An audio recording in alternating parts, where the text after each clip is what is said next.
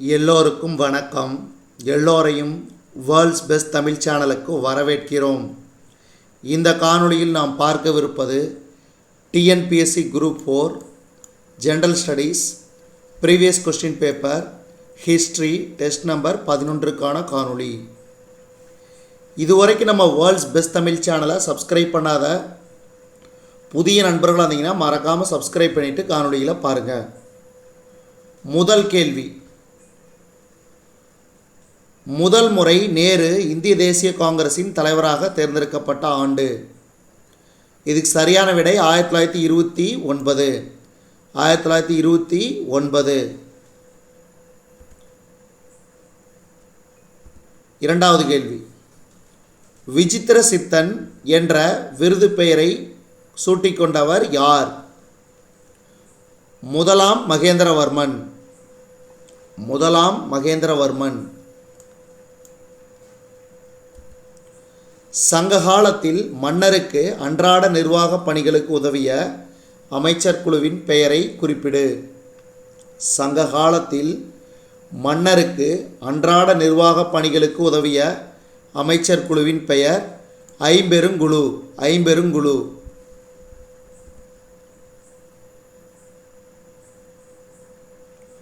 சுவாமி விவேகானந்தர் இந்து சமயத்தை பாதுகாத்து இந்தியாவை பாதுகாத்தவர்.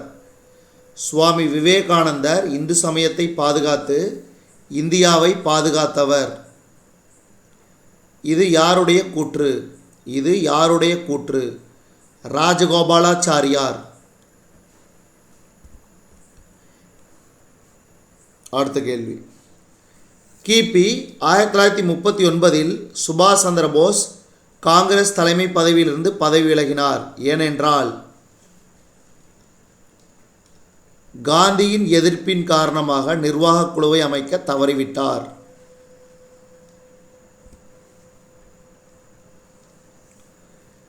இந்தியா சுதந்திரம் பெற்ற சமயத்தில் இந்திய தேசிய காங்கிரஸின் தலைவராக இருந்தவர் யார்?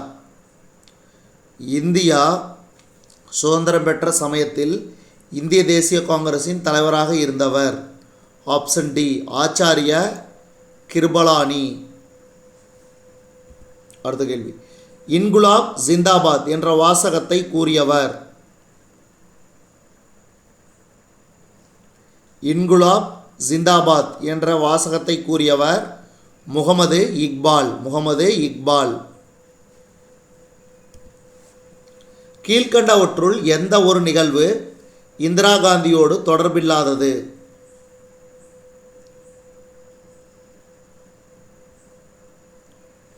இதுக்கு சரியான விடை போபால் விஷவாயு கசிவு துயரம்.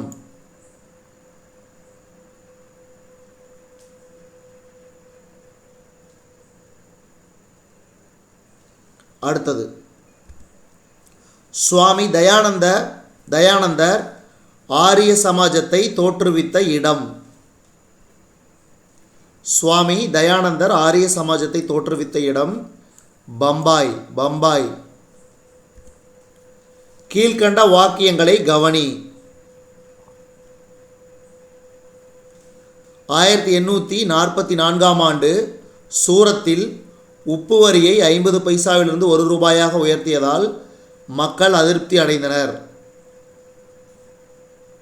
அடுத்து, மக்களின் போராட்டத்திற்கு பின்னர் அரசு உயர்த்திய கூடுதல் உப்பு வரியை திரும்ப பெற்றது. ஏ மற்றும் பி இரண்டுமே சரி. அடுத்து,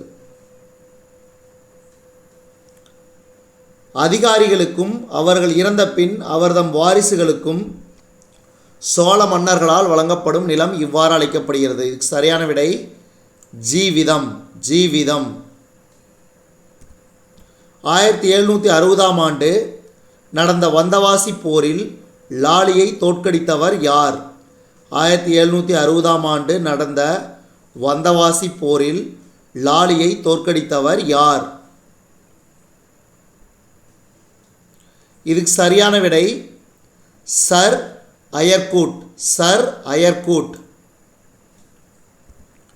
ராமானுஜர் வைஷ்ணவ சமயத்தின் எந்த வகை சம்பிரதாயங்களை போதித்தார்?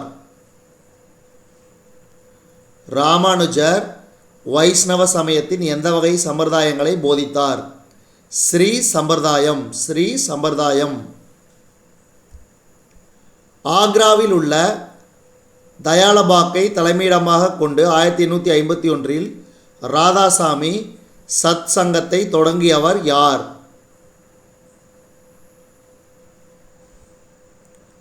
சிவ தயாள் கத்ரி.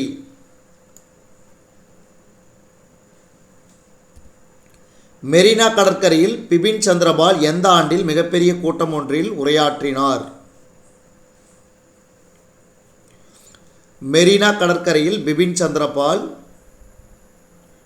எந்த ஆண்டில் மிகப்பெரிய கூட்டம் ஒன்றில் உரையாற்றினார்? 1907. 1907. கீழ்காண்பவைகளுள் இந்தியாவின் முதல் பிராந்திய செய்தித்தாள் எது? சம்பத் கௌமுதி. சம்பத் கௌமுதி. 1930 ஆண்டு உப்பு சத்தியாகிரகிகள் திருச்சிராப்பள்ளியிலிருந்து வேதாரண்யம் நோக்கி நடைபயணம் மேற்கொண்டனர். 1930 ஆண்டு உப்பு சத்தியாகிரகிகள் திருச்சிராப்பள்ளியிலிருந்து வேதாரண்யம் நோக்கி நடைபயணம் மேற்கொண்டனர். அம்னெஸ்டி இன்டர்நேஷனல் என்ற அமைப்பை 1961 ஒரு பிரிட்டிஷ் வழக்கறிஞரால் நிறுவப்பட்டது. அவர் பீட்டர் பெனிசன். பீட்டர் பெனிசன். தவறான பொருத்தத்தை கண்டுபிடிக்கவும். இதில் தவறாக பொருந்தியுள்ளது நாகபுரி 1880 நாகபுரி உடன்படிக்கை. ஆப்ஷன் சி தவறாக பொருத்தப்பட்டுள்ளது. உங்களுக்கு கேள்வி இதுதான், நாகபுரி உடன்படிக்கை எந்த ஆண்டு ஏற்பட்டது? கீழே கமெண்ட் பாக்ஸில் மறக்காமல் கமெண்ட் பண்ணுங்க. மீதி 3 பாருங்கள். சால்பை உடன்படிக்கை 1782, மங்களூர் உடன்படிக்கை 1784, பசென் உடன்படிக்கை 1802. அடுத்த கேள்வி, கூற்று இந்தியாவில் டச்சுக்காரர்கள் அதிகாரமிக்கவர்களாக எப்பொழுதும் இருந்ததில்லை. சரி. கிழக்கு நாடுகளில் இருந்த டச்சுக்காரர்களின் இராணுவம் பலவீனமாக இருந்தது. சரி. ஏ மற்றும் ஆர் இரண்டுமே சரி. மேலும் ஆர் என்பது ஏவிற்கான சரியான விளக்கம்.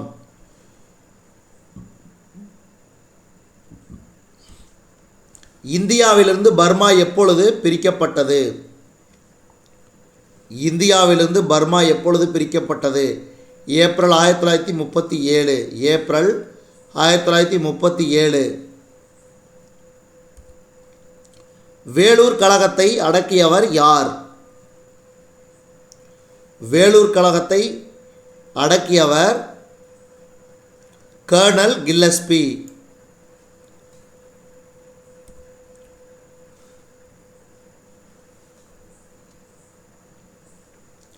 இந்தியாவில் நடந்த கீழ்கண்ட கழகங்களை காலவரன்படி வரிசைப்படுத்துக.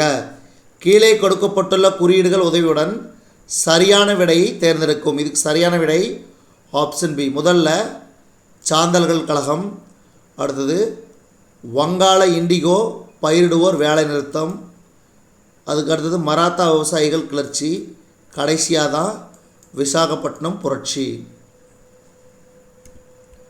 கீழ்கண்ட கூற்றுகளை கவனித்து சரியான விடையை தேர்ந்தெடுக்க. லாலா லஜபதி ராய் ஒரு சிறந்த பேச்சாளர். சரி. அவர் 1 டஜன் புத்தகங்களுக்கு மேல் எழுதியுள்ளார். மேலும் பல பத்திரிகைகளின் பதிப்பாசிரியாக இருந்துள்ளார். சரி. ஏ மற்றும் ஆர் இரண்டும் சரி. ஆனால் ஆர் ஏவிற்கு சரியான விளக்கம் அல்ல.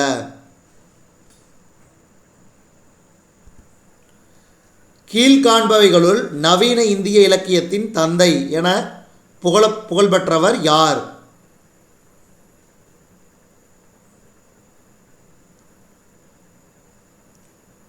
பரடெண்டு ஹரிஷ் சந்திரா. இதுவரைக்கும் நாம் இந்த காணொலி வாயிலாக பார்த்தது TNPSC group 4 general studies previous question paper history test number 11க்கான காணொலி. இந்த காணொலி உங்களுக்கு பிடிச்சிருந்துச்சுன்னா லைக் பண்ணுங்கள், கமெண்ட் பண்ணுங்கள். மறக்காமல் இந்த காணொலியை உங்கள் நண்பர்களுக்கும் மற்றவர்களுக்கும் ஷேர் பண்ணுங்கள். மேலும் புதிய காணொளிகளுக்கு நம்ம வேர்ல்ட்ஸ் பெஸ்ட் தமிழ் சேனலோடு இணைந்திருங்கள். தொடர்ந்து நம்ம வேர்ல்ட்ஸ் பெஸ்ட் தமிழ் சேனலுக்கு சப்போர்ட் பண்ணுங்கள். நன்றி.